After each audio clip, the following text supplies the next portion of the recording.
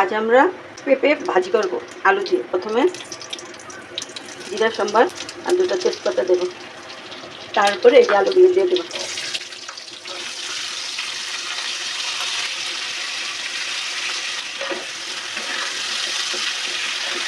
এখন আমরা 1 চামচ জিরে বাটা দেব, আধা চামচ হলুদ দেব, এই যে হাফ চামচ ধনে গুঁড়ো, আর এই যে 1 চামচ আদার গুঁড়ো, 1 চামচ না সব। এখন আমরা পেঁপেটা দিয়ে দেব। পেঁপেটা আমরা ঘষে নিয়েছি।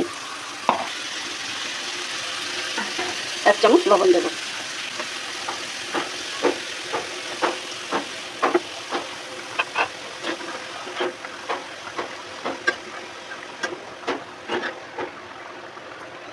এবার আমরা ঢেকে দেব, ঢেকে এটা মুছতে দেব। এই যে আমাদের পেঁপেটা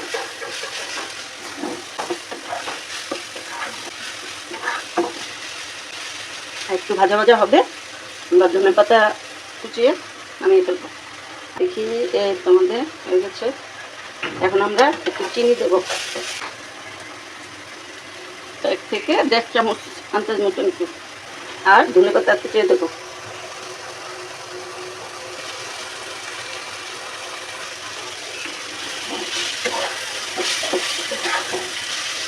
আমাদের রান্নার শেষ, এখন আমরা এটা নামাবো।